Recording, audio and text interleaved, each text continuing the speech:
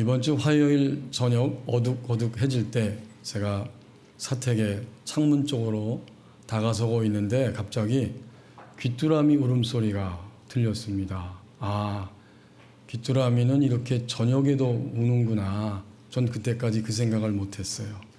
귀뚜라미 소리를 들으면서 계절이 점점 바뀌고 있다, 이런 생각을 하게 되었고, 더욱이 지난 금요일 23일은 우리 교우들이 아시는 것처럼 가을을 나눈다 추분이었습니다. 낮과 밤의 길이가 똑같아지고, 그리고 이제 점점 밤이 더 길어지는 이런 계절의 변화가 찾아옵니다. 가을을 생각할 때에 우리는 열매를 생각하게 되고 거둘 것을 생각하지만, 동시에 시간 안에 사는 존재인 우리들은 멀지 않아 2022년이 다 끝날 것이라는 그러한 시간의 흐름 속에서 연말을 생각하게 됩니다. 그렇다면 이 가을을 맞이하면서 2022년 1월 달에 시작했던 우리의 믿음과 결단, 신앙의 흐름이 어떻게 흘러온 것인가? 우리는 가을에 생각하는 우리의 신앙의 경로가 있습니다. 신앙은 어떻게 시작되는 것이었는가? 저와 여러분의 신앙은 어떻게 시작됐죠? 오늘 1절과 2절에서 고라자손의 노래를 통해서 하나님은 신앙이 진정으로 시작되는 경로를 우리에게 보여주시고 계십니다. 그것은 높임의 대상을 알아보는 것입니다. 이 고라자손은 역대하 20장 16절 말씀에 19절 말씀에 있는 것처럼 그 당시 성전 성가대원이었습니다. 고라. 그리고 오늘 이 표제어에 보면 고라가 노래한 것이 아니고 고라 자손들이 대대로 그 자기의 조상들의 신앙을 이어받으면서 고라 자손들이 이렇게 노래했다라고 이 48편을 이야기해 주고 있습니다. 그들이 어떻게 노래했는가 보았더니 하나님 여호와 그분은 위대하십니다. 그리고 하나님의 성 그분이 거하고 계시는 시온산 거룩한 산에서 극진히 그분은 찬양을 받으셔야 합니다. 찬양 받으실 분입니다. 더더욱이 2절에는 그분이 거하는 그 장소, 북쪽에 있는 북방에 있는 그 성, 큰 왕의 성이면서 그분이 거처하고 계신다는 하나님이 계시는 바로 시온산이 그러하도다. 그러니까 하나님을 노래하고 하나님이 거처하고 계시는 그 성, 그 산을 노래하고 있습니다. 터가 높고 아름다워 온 세계가 즐거워하며. 그러면 1절과 2절을 우리가 읽을 때 어떤 느낌이 드십니까? 이 고라 자손들은 자신들의 인생을 살면서 과연 내가 높여야 할 대상이 누구인가? 이것을 알아보았다는 거예요. 우리는 말하지 않아도 본성적으로 가장 가치 있는 일들을 끊임없이 생각하고 추구하면서 24시간 살아갑니다. 오늘 나에게 있어서, 우리 가정에 있어서, 우리 나라에 있어서 가장 가치 있는 일이 무엇인가? 나에게 가장 유익될 만한 것이 무엇인가? 이것을 생각하고 추구합니다. 그런데 오늘 본문에 등장하는 이 고라자손은 내게 있어서 최상의 높임을 받을 대상은 바로 하나님이십니다 라고 높임의 대상을 알아본 거예요. 우리는 현재 무엇이 가장 내게 있어서 높임의 대상이 되고 있습니까? 지난 화요일부터 성경 공부를 함께 시작했습니다. 특별히 처음 교회 나올 때 새신자, 새 생명을 우리가 어떻게 이해하고 그들을 이끌 것인가. 그래서 새 생명을 위한 4주간의 성경 공부가 앞으로 진행되고 또 더 새 가족을 위한 4주간의 성경 공부가 진행이 될 텐데, 지난 화요일날 우리는 요한복음 4장을 통해서 한 여인의 변화된 이야기를 나누었어요.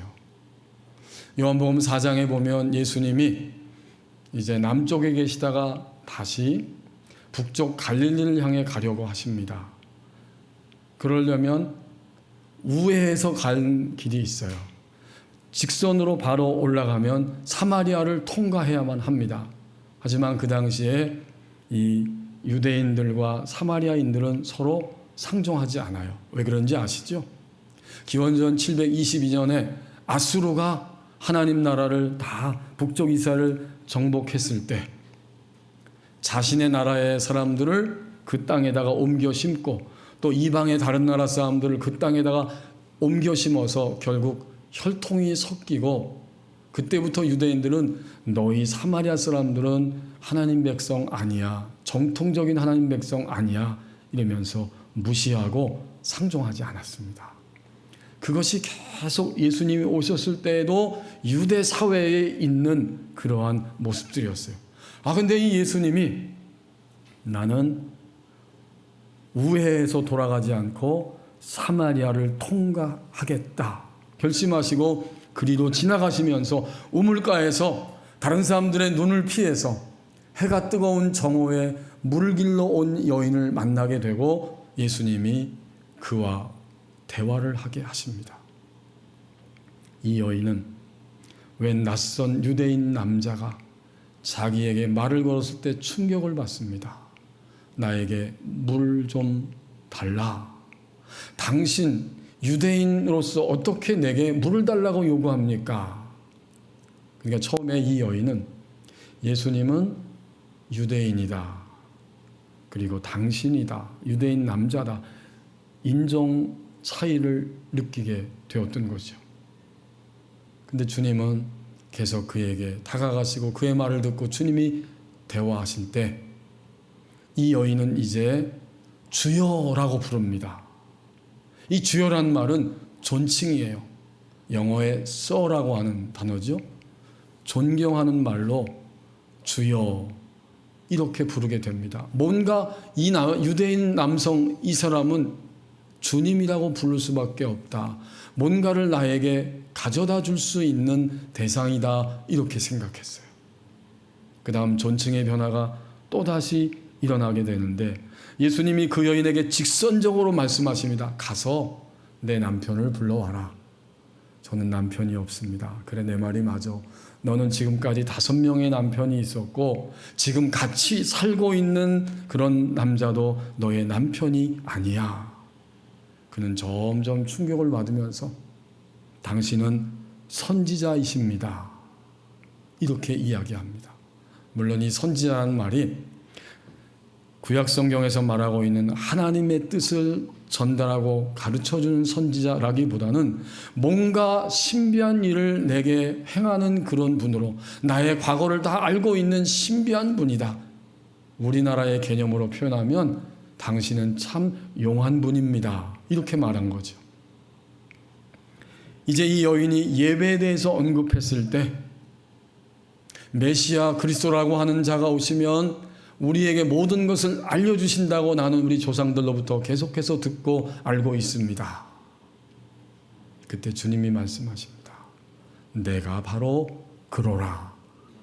내가 메시아 그리스도 구원자다 라고 말씀하시니까 이 여인이 물을 기르기 위해서 물동이를 들고 왔었는데 드디어 예수님을 그리스도 메시아 구원자로 알아보고 그 자리에서 물동이를 던져버리고 동네로 뛰어가면서 외쳤습니다. 메시아 그리스도를 만났다. 그분이 여기에 오셨다.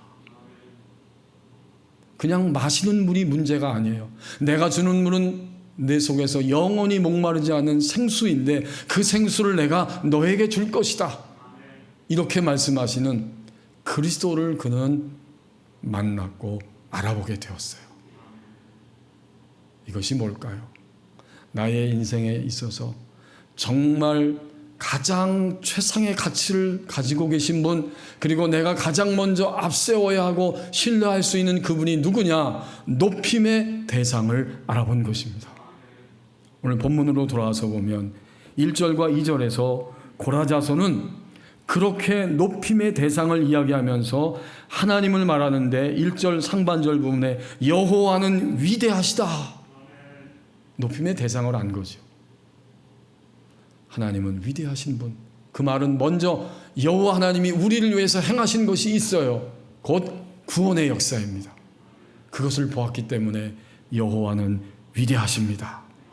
그리고 그분이 거처하고 계시는 2절에 보면 그 큰 왕의 성 북방에 있는 시온산 예루살렘 성이 그러한데 터가 높고 아름다워 온 세계가 즐거워합니다. 하나님이 위대하실 뿐만 아니라 하나님이 거처하고 계시는 시온산, 이건 뭘까요? 곧 우리가 하나님을 믿고 하나님의 임재 가운데 살아갈 때 하나님이 계시는 그 장소에는 항상 즐거움과 기쁨이 흘러넘칩니다. 그렇습니다. 신앙의 경로가 어떻게 출발되는가, 그 과정을 보았더니 높임의 대상을 알아볼 때에 우리의 신앙이 출발되는 거예요. 그분이 바로 여호와 하나님이십니다. 이제 고라 자손들은 그렇게 출발했는데 3절 말씀에 보니까 높임의 대상을 알아본 다음에는 신앙이 어떻게 계속 흘러가고 진행이 되는가 보았더니 하나님을 경험하는 생활로 나아갑니다. 3절은 고라 자손이 계속해서 그들의 인생을 살면서 하나님을 매일매일 경험하는 생활을 이렇게 고백하고 있는 거예요. 하나님이 그 여러 궁중에서 자기를 요새로 알리셨도다. 요새로 알리셨도다. 하나님이 그렇게 나타나시고 하나님이 그렇게 역사하셨어요. 그것을 보고서 고라 자손이 하는 말이죠. 하나님은 우리에게 있어서 요새가 되시는 분이십니다. 이건 눈으로 보고 몸으로 체험하고 그의 인생 가운데서 매일매일 경험하는 사건적인 일들이에요. 하나님이 그 여러 궁중에서 곧 이스라엘 백성들이 고라와 자기 조상 고라와 그 후손들이 자손들이 계속해서 경험하는 것입니다. 우리가 살고 있는 그러한 예루살렘 성 안에서 여러 부분에서 하나님은 우리에게 요새가 되십니다. 요새는 결코 무너지지 않는 피난처, 이런 뜻이잖아요. 어떤 일이 다가오든지 간에 하나님 안에 들어가고 하나님을 높이고 그분과 함께 살 때 나의 인생은 결코 무너지지 않습니다. 이게 체험이고 그들의 실제적인 경험이기 때문에 이런 노래를 부르고 있는 거예요. 성경에 보면 그런 이야기들로 구약 성경은 가득가득 채워져 있고 고라 자손들이 살아가던 그 구약 시대에 그 경험을 합니다. 성경의 많은 부분이 그걸 증거하지만 특별히 우리가 알고 있는 것처럼 이사야서 37장 16절에 단적으로 그 경험이, 그 체험이, 그 눈으로 목도한 사건이 일어나지 않습니까?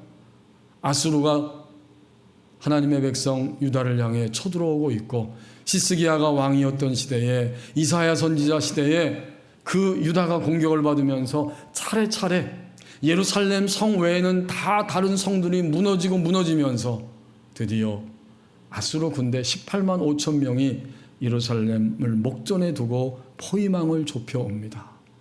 히스기야 왕은 두려웠어요. 그리고 이사야 선지자를 찾아가게 되고 만나게 되고 이사야 선지자를 통해서 하나님이 요새가 되신다는 사실을 듣게 됩니다. 그리고 이사야 37장 16절 말씀 그대로 아침에 일어나서 보니까 밤새도록 어떤 일이 발생했는데 곧 여호와의 사자가 그 밤에 아수르의 막강한 군대 18만 5천 명을 다 쳐 죽였어요. 그리고 성경은 그렇게 말합니다. 아침에 일어나서 보니까 시체뿐이다. 이것은 뭘까요? 경험입니다. 하나님을 경험하는 생활이었어요. 그 외에도 무수한 일들이 구약 성경을 통해 기록되고 있고 그 모든 것들을 고라 자손은 계속해서 체험하고 전승받고 전승하면서 오늘 48편에서 이런 노래를 부르고 있는 거예요. 하나님이 그 여러 궁중에서 자기를 요새로 알리셨도다. 피난처로 알리셨도다.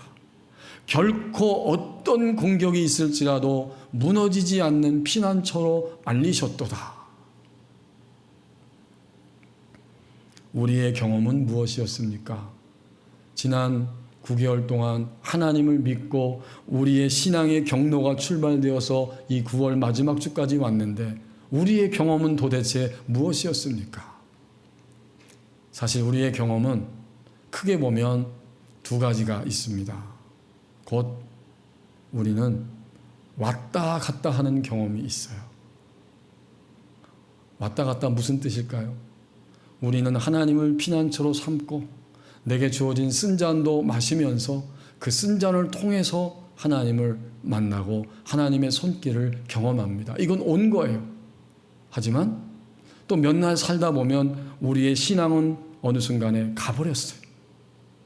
우리의 물질과 또 우리의 배우자와 우리의 자녀들과 내 몸의 연약함과 이런 건강성 여러 가지를 볼 때 하나님이 요새가 되신다고 전날에는 믿었는데 그 순간에는 또다시 믿어드릴 수가 없습니다.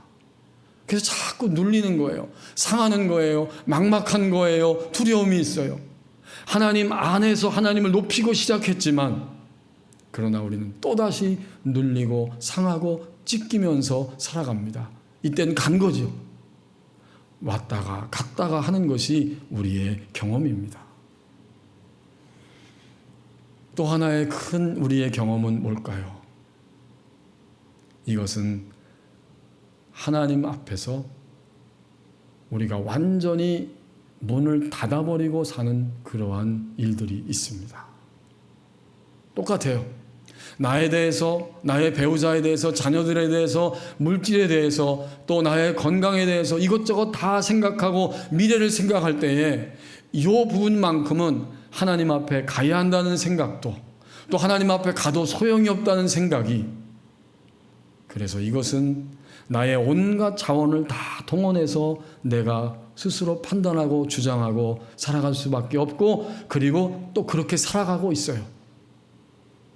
그것은 우리가 하나님을 나의 삶의 중심에 초대하지 않고 내가 하나님을 믿고 존재를 의심하는 것은 아니지만 나의 삶의 전권을 드리지 않고 그 부분은 닫아놓고 사는 것이 우리의 경험이잖아요. 하나님도 어쩔 수 없다는 거죠. 사실은 하나님이 어쩔 수 없는 게 아니라 우리가 하나님을 믿어드리지 못하는 그 부분입니다. 그래서 마음이 상하고 속상하고 여전히 즐거움과 기쁨이 있는 것이 북방 시온의 성 하나님이 임재하시는 그 자임에도 불구하고 우리는 웃으면서도 한켠에는 근심이 있고 밝게 이야기하지만 여전히 저 구석에서는 내일은 또 어떻게 살아가지? 라고 하는 근심의 마음이 우리 안에 한 부분을 차지하고 있지는 않습니까?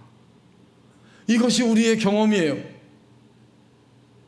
왔다 갔다 하는 경험. 그리고 여전히 단절시키고 닫아놓고 사는 것이 우리의 경험입니다. 그런데 3절 말씀을 보면 우리의 삶의 여기저기의 모든 부분에서 자기를 요새로 알리셨도다라고 고라자서는 고백하고 있어요. 그러니까 3절에서 하나님이 그 여러 궁중에서 여러 궁중에서의 단어는 오늘 우리에게 적용하면 그거예요. 내가 10살 때이든지 20살 때이든지 50살, 60살 그리고 아직 가보지 않은 80세가 혹시 하나님 허락하시고 90세를 허락하셔서 산다고 할지라도 여러 궁중을 지나간다고 할지라도 여기서도 살고 저기서도 산다고 할지라도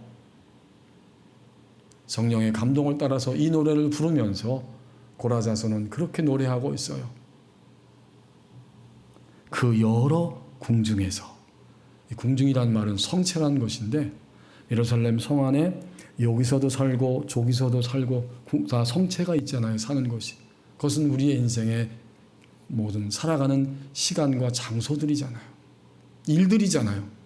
어떤 그러한 그 궁중을 우리가 지나간다고 할지라도 자기를 요새로 알리셨도다.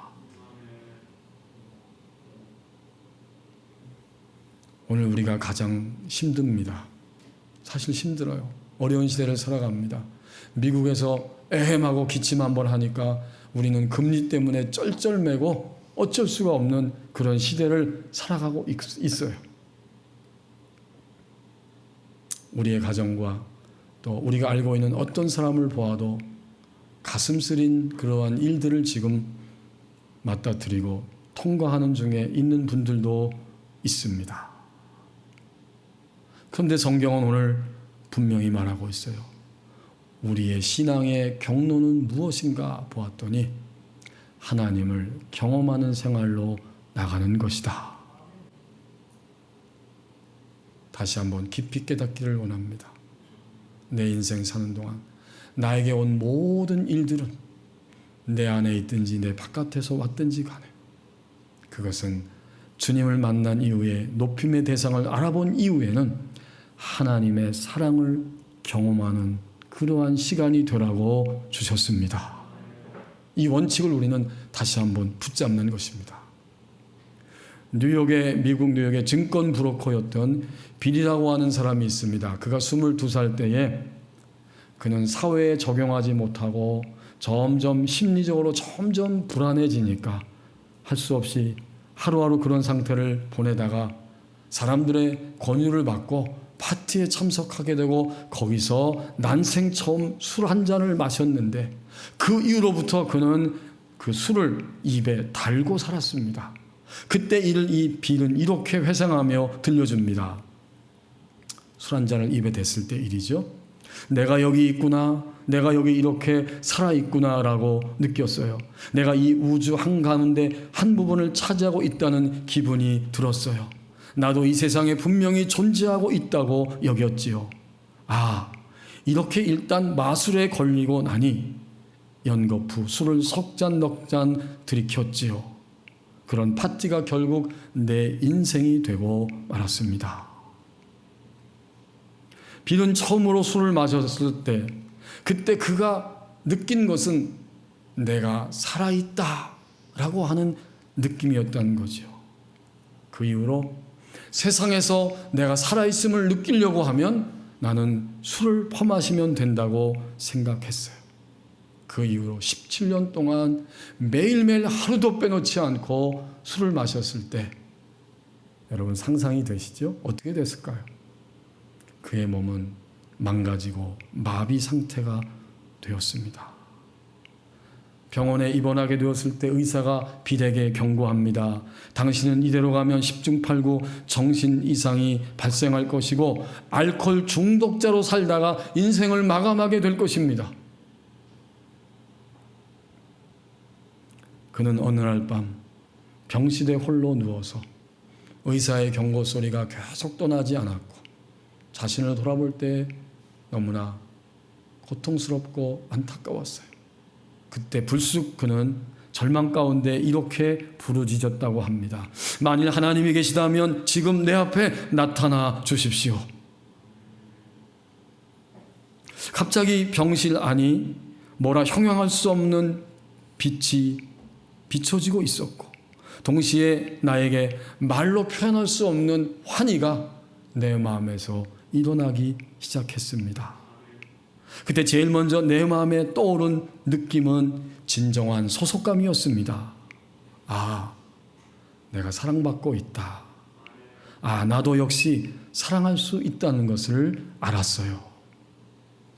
이 놀라운 체험을 한 이후에 시간이 가면서 빌은 마침내 다시는 술을 마시지 않게 되었습니다. 근데 그가 말하기를 처음으로 술을 마셨을 때 느낌과 병원에서 그날 밤 경험했던 그러한 회심의 경험은 아주 비슷했고 심지어 두 가지 경험에 대한 느낌이 똑같았다고 그렇게 한마디로 표현합니다. 그 느낌은 이거였습니다. 나는 소속감을 느꼈어요. 이 수줍음 많은 젊은이가 소속감을 느낄 수 있는 가장 최상의 방법은 술을 마시는 거였는데 그러던 그가 병실에서 회심하며 하나님을 불렀을 때 회심하면서 느꼈던 그 느낌도 마침내 참된 소속감을 찾게 된 것입니다. 병실에서 마신 술, 그것은 내가 살아있다라는 거였지만 주님을 믿고 경험하고 주님을 만났을 때의 그 느낌은 나를 사랑하고 나를 살려주시는 분이 하나님이시다. 이것에 대한 소속감을 느낀 거예요. 그 이후에 비는 시간이 점점 지나면서 이렇게 이야기하고 있습니다. 이 소속감을 어떻게 우리가 얻게 되는가? 기도와 묵상에 대한 최상의 보상입니다. 그는 계속 말하기를 일단 소속감을 가지게 되면 현세와 내세를 막론하고 우리에게 속해 있는 모든 것이 좋아 보일 것입니다. 이제 우리는 깨닫습니다. 오늘을 살아가면서 내일도 살아갈 때 우리에게 오는 모든 경험은 무엇인가? 우리는 하나님께 소속된 존재입니다. 주님을 믿고 나서 신자의 모든 경험은 소속감의 경험이에요. 물질도 하나님 것이고 내 자녀도 하나님 것이고 배우자도 당신도 나도 내가 어떤 경험을 하든지 신앙적 체험 속에서 방언을 말하고 심지어 질병을 내가 고쳤고 악한 영과의 전투에서 축사 사역을 통해서 악한 영들 대적하고 쫓아내고 하는 이 모든 경험, 더 나아가서 하나님이 내 직장생활 속에서 승진하게 하시고 내가 더 많은 보수를 받게 하시고 이것저것 다 경험할 때 그 경험은 단 한 가지입니다. 너라고 하는 존재가 나에게 속해 있다. 내가 하는 모든 일들이 다 나에게 속해 있다. 너는 내가 사랑하는 존재고 너도 나를 사랑하고 너도 나의 사랑으로 사람들을 사랑하면서 이 지구촌에 내가 허락된 시간들 동안 살아가게 될 것이다. 이 모두가 다 소속감의 경험입니다. 그래서 오늘 3절에서 분명히 이 고라자손은 그것을 경험했기 때문에 노래하고 있는 것입니다. 하나님이 내 일생 살아가는 동안 그 여러 궁중에서 자기를 요새로 알리셨도다. 신앙의 경로는 바로 이것입니다. 하나님을 경험하는 생활로 나아갑니다. 이제 마지막 4절과 5절 말씀을 보십시오. 우리의 신앙의 경로가 최상위 지점까지 간다면 어떤 일들이 일어나는 것인가? 우리가 일생 다가도록 이 지점까지 가야 한다는 말씀이죠. 그래서 오늘 이 4절 5절을 우리에게 들려주고 있어요. 왕들이 모여서 함께 지나갔다. 근데 그들이 그냥 지나간 게 아니라 5절에 보면 보고 놀라고 두려워서 빨리 지나갔도다. 그렇군요. 우리 신앙의 최상의 지점까지 우리가 가야 하고 갈 수 있고 가라고 말씀하시는데 거기에 올라갈 때 우리는 모든 왕들이 점점 빨리 지나가 버립니다. 이 왕들은 도대체 누구예요? 바로 하나님 백성 유다를 공격하고 속이고 침략하고 억압했던 왕들이죠. 말하자면 구약시대에는 하나님 나라가 어디에 있어요? 그때는 물론 온 우주가 하나님 나라지만 적어도 주님 오시기 전에 구약시대 하나님 나라는 바로 하나님이 선택한 이스라엘 민족 가운데만 있었어요. 거기에서 하나님 나라가 시작되고 진행된 거죠.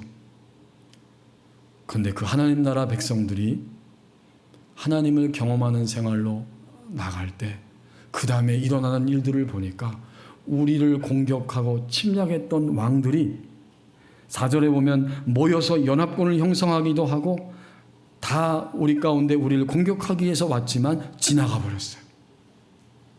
어떻게 지나가는가 보았더니 5절에 그들이 깜짝 놀라고 두려워합니다.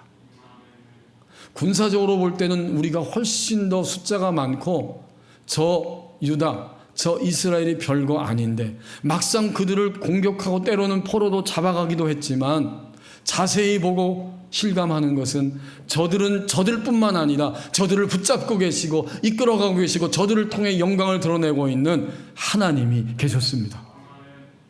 단순히 군대의 힘, 숫자가 아니라 저들 가운데 함께 하시는 하나님의 손길을 보았기 때문에 그들은 무서워하기 시작했고 그래서 놀라기 시작했고 마침내 두려워서 빨리 지나갔도다.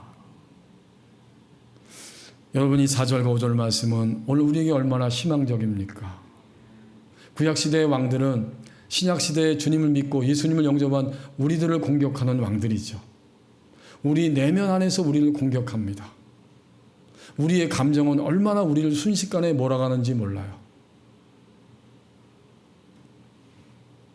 우리의 분노가, 우리의 좌절이, 또 우리가 유혹당하고 흔들리는 것들이 지금 내 안에서 왕노릇하고 있는 거예요. 더더욱이 말할 것도 없이 우리를 쪼여오는 환경들은 우리를 공격하고 왕노릇하고 있어요. 근데 이 말씀은 얼마나 놀랍습니까? 모든 왕들이 함께 모여서 지나갔다는 거예요. 연합군을 형성하고 있지만 아마도 오늘도 왕들이 내게 있지만 내일도 있을 것입니다. 왕들은 항상 있어요. 주님이 오셔서 세상을 다 정리하실 때까지. 그런데 신앙의 경로는 최상의 지점에 점점 올라가면서 그 왕노릇하는 것들이 나를 보고 내가 선포하고 고백할 때 또 당연히 나와 함께 계시면서 나와 같이 싸워주시고 나를 이끌어 가시는 하나님을 발견하고 이제는 점점 놀라서 두려워서 빨리 지나가 버립니다. 오늘 우리는 4절과 5절 말씀을 붙잡고 함께 기도하기를 원합니다. 주님, 오늘 아침까지 이런 것들이 내 안에서 왕노릇했고요. 지금도 여전히 나를 둘러싸고 있는 이런 일들이 나를 공격하고 누르는 왕노릇하고 있습니다. 그러나 주님이 요새가 되시고 내 안에 내 곁에 함께 하십니다. 나는 이 모든 왕들을 물리치겠습니다. 물리치기를 원합니다. 하나님이 지혜 주시고 함께 하시고 역사해 주옵소서. 그럴 때 어떻게 해요? 모든 왕들이 점점 더 빨리빨리 지나가 버립니다. 이 지점까지 우리는 갈 수 있다는 거예요. 주님을 믿으면서. 이것은 구약 시대의 고라 자손의 성도들, 그 성도들이 경험한 이야기이고 그 성도들이 증언하는 이야기이고 오늘의 시대를 사는 우리들이 이 자리까지 갈 수 있다는 말씀입니다. 하나님 말씀은 참 놀라워요. 오래전에 기록됐지만 영원토록 오늘의 시대를 향한 하나님의 살아있는 말씀입니다.